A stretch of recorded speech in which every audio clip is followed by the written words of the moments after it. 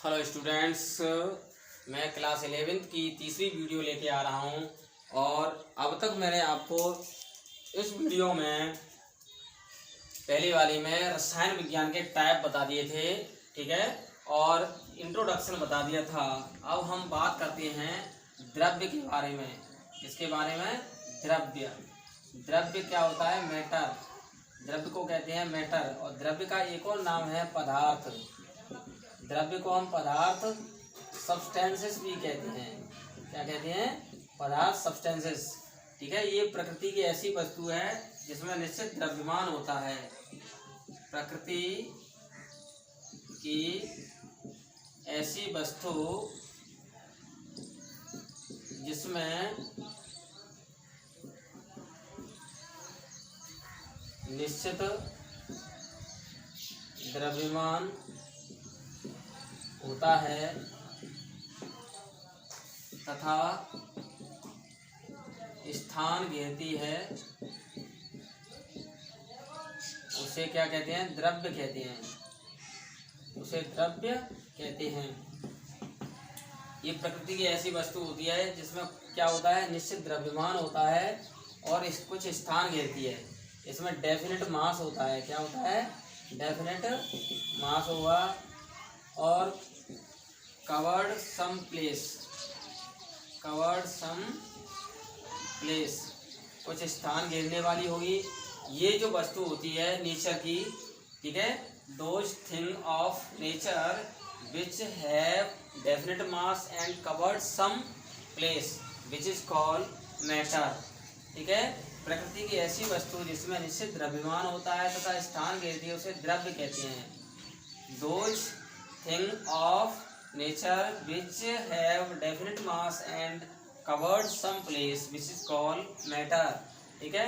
द्रव्य को हम दो भागों में बांटेंगे।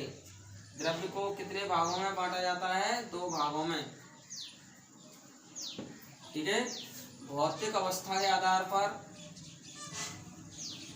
On the basis of physical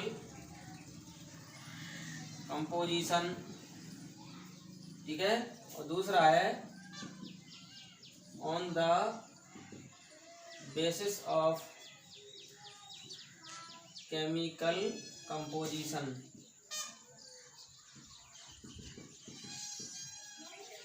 द्रव्य दो प्रकार का होता है, भौतिक अवस्था के आधार पर या भौतिक संगठन के आधार पर, और दूसरा है रासायनिक संगठन के आधार पर। रासायनिक संगठन के आधार पर। भौतिक संगठन के आधार पर देखेंगे तो पहला जो द्रव्य है वो है,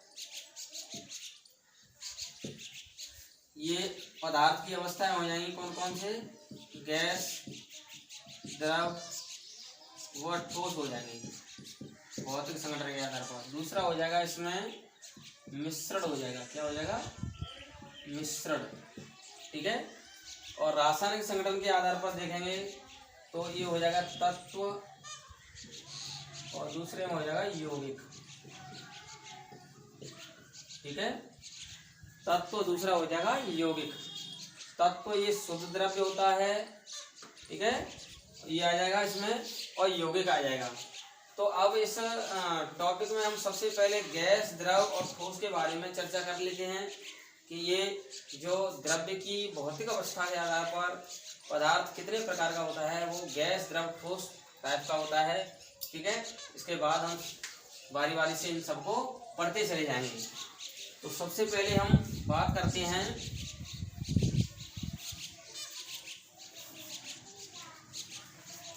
भौतिक अवस्था के आधार पर द्रव्य के प्रकार।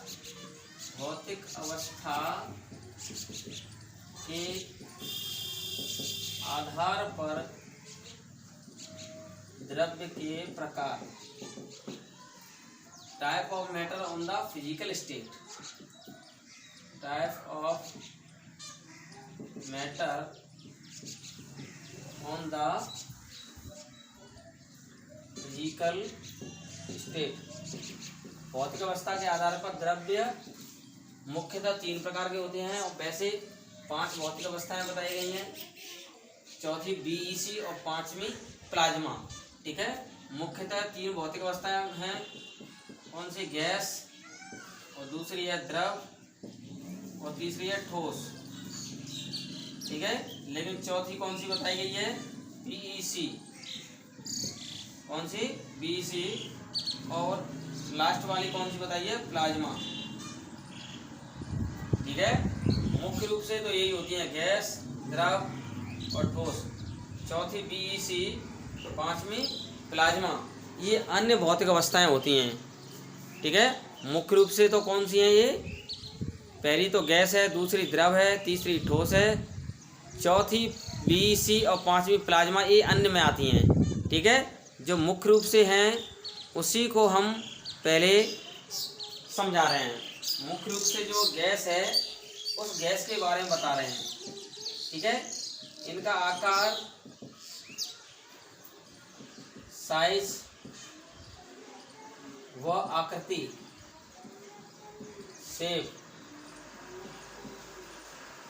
ये अनिश्चित होती है। क्या होती है? अनिश्चित।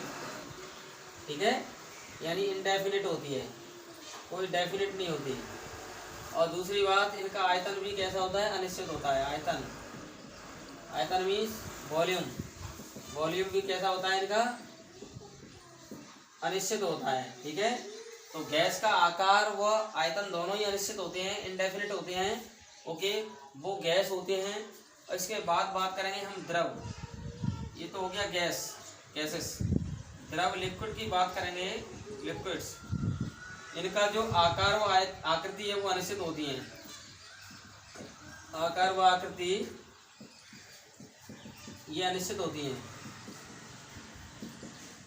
ठीक है, साइज एंड शेप कैसे होते हैं? इंडेफिनिट होते हैं। और आयतन, आयतन वॉल्यूम वो निश्चित होता है। आयतन वॉल्यूम क्या होता है? निश्चित। ध्यान रखना, वॉल्यूम कैसे निश्चित होता है इनका, डेफिनेट कैसे होता है वॉल्यूम। देखो, इसको समझ लो। जैसे आपने 1 लीटर मिल्क लिया, 1 लीटर मिल्क, और 1 लीटर मिल्क को आपने उस लीटर वाले स्केल में, यानी लीटर वाला जो मेजरमेंट होता है लीटर, उसमें आपने उसको उड़ेल लिया। तो उस 1 लीटर दूध का जो मेजरमेंट किया तो 1 लीटर ही बैठा उसमें। अब उस दूध को, मिल्क को आपने कंटेनर में उड़ेल दिया। किसमें? एक थाली में उड़ेल दिया। तो उस 1 लीटर दूध ने थाली जैसा आकार ले लिया, और उसी दूध को आपने एक पाइपलाइन में उड़ेल दिया, तो उसने पाइपलाइन जैसा आकार ले लिया। इसका मतलब है कि दूध की आकार व आकृति अनिश्चित है, लेकिन उसी दूध को फिर आपने जो दूध नापने वाला जो लीटर होता है कहते हैं, उसमें उड़ेल दिया, तो 1 लीटर दूध ही उसमें प्राप्त हुआ। कहने का मतलब है उस 1 लीटर मिल्क का आयतन निश्चित है। आयतन क्या है? निश्चित है। उसकी जो अमाउंट है, 1 लीटर दूध की जो आयतन है वो निश्चित है, लेकिन इसको अलग अलग पात्रों में डालने पर कहीं वो थाल जैसी आकृति ले लेता है, कहीं पाइपलाइन जैसी आकृति ले लेता है। पाइपलाइन में डालोगे तो आप नली में डालोगे तो नली जैसी आकृति ले लेगा, और लीटर में डालोगे तो लीटर जैसी आकृति ले लेगा। इसका मतलब आकार व आकृति इसकी अनिश्चित है, लेकिन आयतन इसका क्या है? निश्चित है। 1 लीटर दूध 1 लीटर ही रहेगा सभी पात्रों में। इसके बाद बात करते हैं ठोस की। ठोस को कहते हैं सॉलिड। ठोस का आकार व आयतन दोनों ही क्या होते हैं? निश्चित होते हैं। इनके आकार व आयतन दोनों ही निश्चित होते हैं। साइज एंड वॉल्यूम दोनों ही क्या होते हैं? डेफिनेट। इनके आकार व आकृति दोनों ही क्या होती हैं? निश्चित होते हैं। आकार भी और आयतन भी दोनों ही क्या होते हैं? निश्चित होते हैं। इनके आकार व आयतन दोनों ही क्या होते हैं? निश्चित होते हैं ठोस के। इसके बाद बीईसी जो है, बीईसी का पूरा नाम, जो चौथी अवस्था है वो है बीईसी। ठीक है, ये अन्य अवस्था में आती है। इसको कहते हैं बोस आइंस्टाइन कंडेंसेट। ठीक है, और पांचवी अवस्था है प्लाज्मा। पांचवी अवस्था कौन सी है? प्लाज्मा। बीईसी बोस-आइंस्टाइन कंडेंसेट, ये वायुमंडलीय जो गैसें हैं उसका घनत्व बहुत कम कर दिया जाए तो जब जो द्रव्य बनेगा उसका घनत्व बहुत कम करने पर वो बीईसी होगा। क्या होगा? बीईसी। और प्लाज्मा क्या होती है? अपने शरीर में जो रक्त होता है ना, रक्त में जो हीमोग्लोबिन वगैरह होता है, ठीक है, और उसको सबको हटा दें, उसको सबको हटाने के बाद जो द्रव बचेगा उसको प्लाज्मा कहेंगे। क्या कहेंगे? प्लाज्मा। हमारे शरीर में जो खून है, खून, उस खून में जो लिक्विड है, हीमोग्लोबिन के अलावा जो लिक्विड है उसको प्लाज्मा कहेंगे। ओके, तो इस तरह से ये भौतिक अवस्थाएं द्रव्य की बताई गई। अब हम बात करते हैं कि गैस, द्रव और ठोस में क्या क्या संभव इनमें डिफरेंट हो सकते हैं।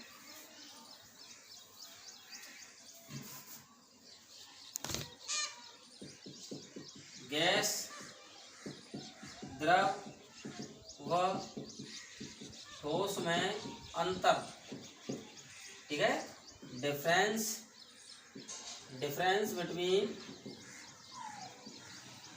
डिफरेंस एमंग, एक से अधिक में अंतर होगा तो difference among gas, liquid and solid. इसके लिए हम इस तरह से खाने खींच लेते हैं। गैस, और ये हो जाएगा द्रव, और ये हो जाएगा ठोस, ठीक है।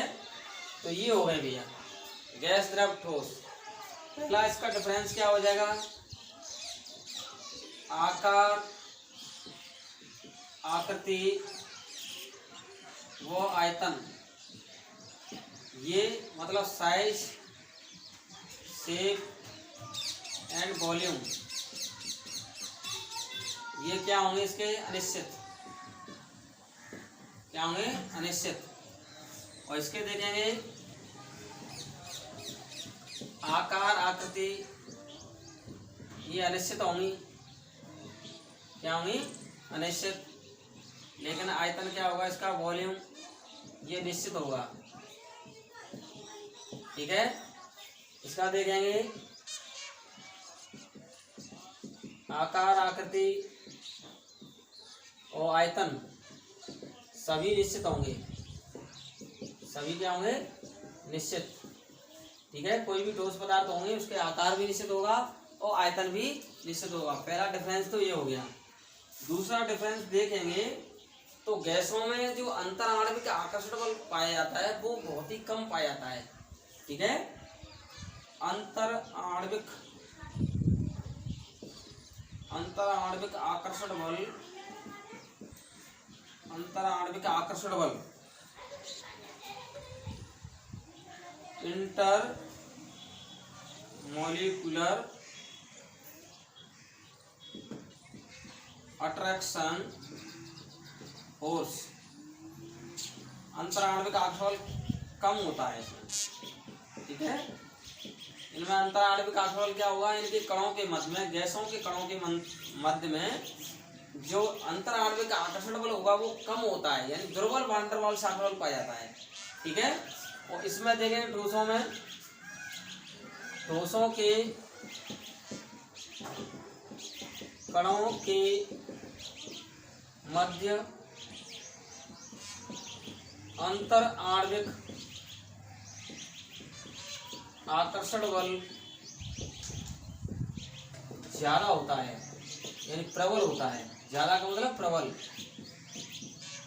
ठीक है, यानी स्ट्रॉन्ग होता है। इंटरमोलिकुलर अट्रैक्शन फोर्स है वो क्या होता है? पार्टिकल्स बिटवीन सॉलिड, मतलब जो सॉलिड के पार्टिकल्स हैं उनके बिटवीन्स जो इंटरमोलिकुलर अट्रैक्शन फोर्स है यानी अंतर आणविक आकर्षण है वो स्ट्रॉन्ग होता है, मजबूत होता है, ज्यादा होता है, ठीक है। और दोनों के बीच के गुण होंगे द्रव में। इनमें क्या होगा? मध्य के गुण होते हैं, मध्य के गुण, यानी जो अंतर आणविक आकर्षण होगा वो गैसों से ज्यादा होगा लेकिन ठोसों से कम। गैसों से क्या होगा? ज्यादा, परंतु ठोसों से अंतर आणविक आकर्षण क्या होगा? कम होगा। द्रव में अंतर आणविक आकर्षण गैसों से ज्यादा और ठोसों से कम होगा। तो ये दूसरा अंतर हो गया। तीसरा अंतर देखेंगे तो गैसों में संवहन का गुण पाया जाता है। क्या पाया जाता है?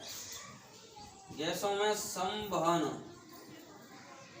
संवहन वैस्कुलेशन गुण पाया जाता है। और द्रव में देखेंगे तो इसमें श्यानता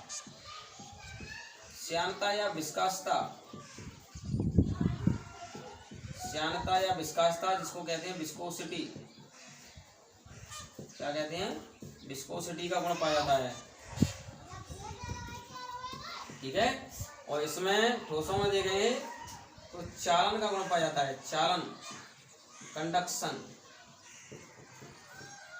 चालन गुण पाया जाता है, चालन गुण। अब नेक्स्ट इसमें ये चौथा अंतर देखेंगे तो क्या होगा कि इनकी जो गैसों की गतिज ऊर्जा है, गैसों के कणों की गतिज ऊर्जा ज्यादा होती है। गैसों के कणों की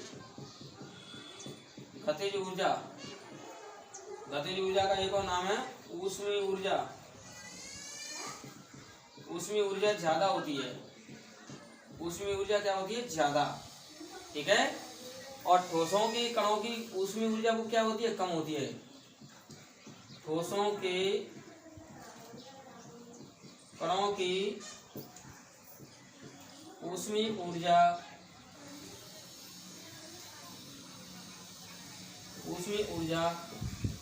कम होती है और इनकी मध्य की होती है, मध्य की। ठीक है। ये चौथा अंतर हो जाएगा। तो आप देख रहे हैं कि देखो चौथा अंतर क्या बताया मैंने, ये एक बार इसको देखिए थोड़ा सा कि चौथा अंतर जो मैंने गैस, द्रव, ठोस में बताया। तो देखो गैसों के कणों की जो गतिज ऊर्जा है वो बहुत ज़्यादा होती है। क्या होती है? बहुत ज़्यादा। लेकिन द्रव की मध्य की होगी, गैसों से ज़्यादा होगी लेकिन ठोसों से कम होगी। और ठोसों के कणों की जो ऊष्मीय ऊर्जा है बहुत ही कम होती है। ठीक है। और द्रव की क्या होगी? बीच की होगी। मतलब गतिज ऊर्जा गैसों से क्या होगी? कम होगी। ठीक है। और ठोसों से ज़्यादा होगी। गतिज ऊर्जा का मतलब सबसे ज़्यादा गतिज ऊर्जा गैसों में होगी। गैसों के कण ज़्यादा गति करेंगे तो इसलिए वो क्या है? गैस प्रवाह होते रहते हैं। और गैसों के कण प्रवाह होने के कारण इनके आकार, आकृति और आयतन सब अनिश्चित हो जाते हैं। ठोसों के कणों में ऊष्मीय ऊर्जा बहुत कम होती है जिसके कारण वो गति नहीं कर पाते। और गति नहीं कर पाते तो ठोस एक ही स्थान पर स्थिर रहते हैं। क्या रहते हैं? स्थिर रहते हैं एक ही स्थान पर। तो आपको समझ में आ रहा होगा ये जो मैंने बताया आपको अंतर, ये गैस, द्रव और ठोस में 4 अंतर हो गए। ठीक है। और जो आपको समझ में आ गए होंगे, गैस, द्रव व ठोस में ये चारों अंतर आपको समझ में आ गए होंगे। ठीक है। क्लियर? समझ में आ गए। अब बात करते हैं कि इनमें जो गैसों में संवहन का गुण है वो क्या होता है, श्यानता क्या होती है, चालन क्या होता है, इनको हमें समझना है। ठीक है। संवहन को समझो आप। संवहन का मतलब ये है, आप कभी कमरे में, बंद कमरे में गेट को आपको खोलकर अंदर गए होंगे तो आपने देखा होगा कि कमरे में से जो गैस है ना, गर्म गैस, वो अपनी ऊष्मा को लेकर के बाहर निकलती है। यानी गर्म गैसों के अणु हैं वो बाहर निकलते हैं। तो यही संवहन का गुण है। जब गैसों के अणु स्वयं ऊष्मा को एक स्थान से दूसरे स्थान पर ले जाते हैं तो वो संवहन कहलाता है। तो संवहन का गुण आपको समझ में आ गया होगा। संवहन का गुण क्या होता है? संवहन, जब गैसों के अणु स्वयं ऊष्मा लेकर एक स्थान से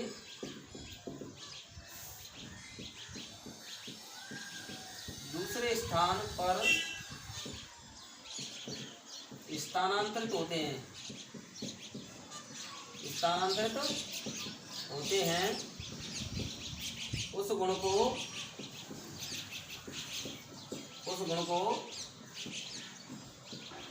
संवहन कहते हैं। उसमें को क्या कहते हैं? संवहन। ठीक है। When gaseous molecules transfer from one place to another place with containing energy। ठीक है। When gaseous molecules transfer from one place to another place with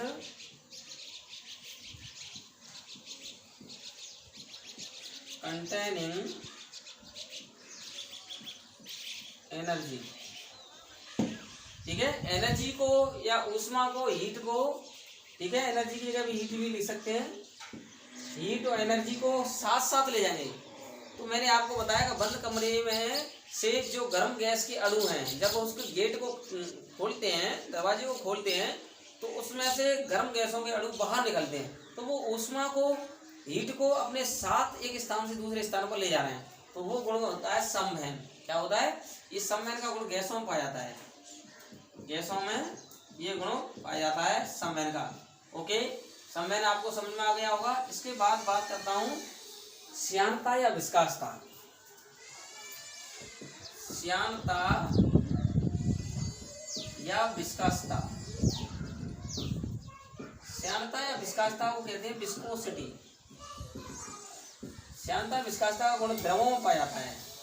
जैसे एक पाइपलाइन है, ये इस पाइपलाइन में देख रहे हैं कि मध्य वाली जो द्रव की धारा है वो तीव्र गति से बह रही है, फिर उसके बाद जो बाहरी धारा है वो धीमी गति से, इस तरह से धीमी गति से बहती जा रही है, और पाइपलाइन के किनारे वाली धारा है वो और धीमी गति से बह रही है ऐसे। तो आप देख रहे हैं कि मध्य वाली धारा है तीव्र गति से बह रही है, मध्य वाली धारा का तीव्र प्रवाह हो रहा है, और किनारे वाली धारा का धीमा प्रवाह।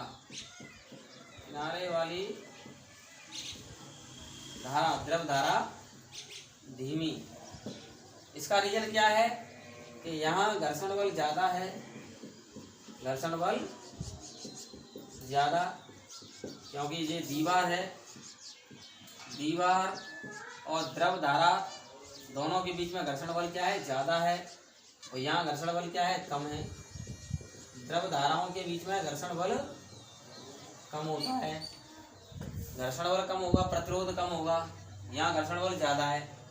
तो इन द्रव धाराओं के बीच में जो घर्षण बल लग रहा है, प्रतिरोध लग रहा है, इसी के मान को कहते हैं श्यानता।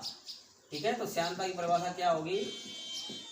द्रवों के प्रवाह के प्रतिरोध को श्यानता कहते हैं। Resistance of flow of liquid, the value of resistance of flow of liquid is called viscosity। ठीक है। मतलब जो द्रवों के प्रवाह के मार्ग में जो बाधा उत्पन्न हुई है, डिस्टरबेंस उत्पन्न हो रहा है, रेजिस्टेंस उत्पन्न हो रहा है, उसी को हम श्यानता कहेंगे। ओके, आगे बात समझ में।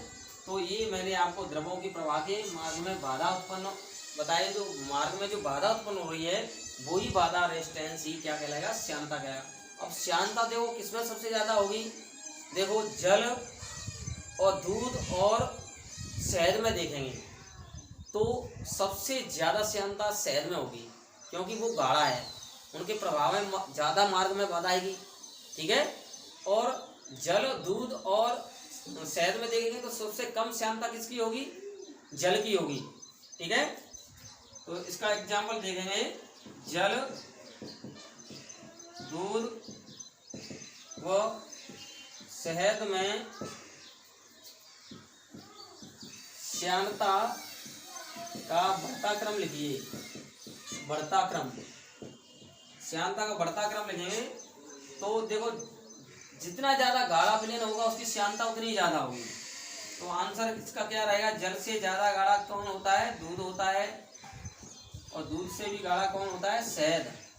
तो ये श्यानता का बढ़ता क्रम है। ये श्यानता का बढ़ता क्रम हो गया। ठीक है, इंक्रीजिंग ऑर्डर ऑफ विस्कोसिटी हो गया।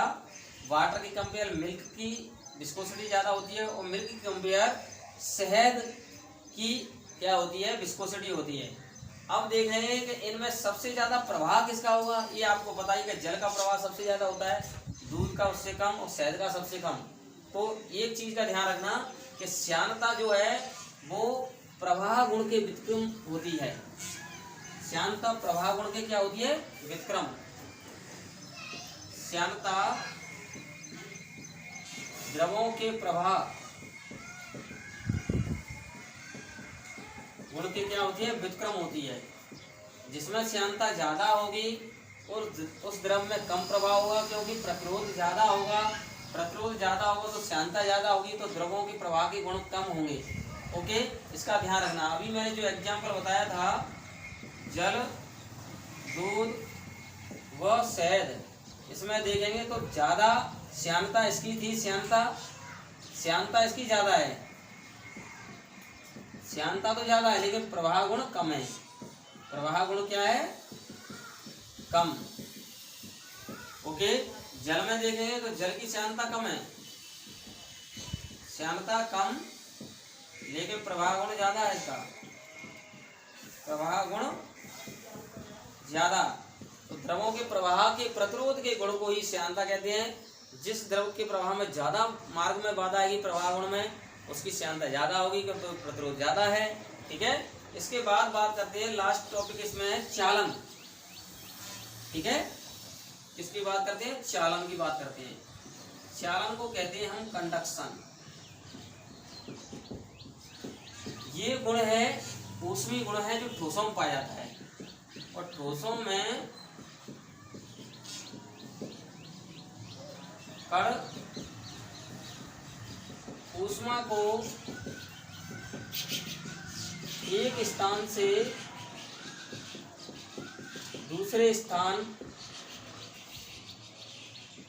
की ओर स्थानांतरित कर देते हैं। स्थानांतरित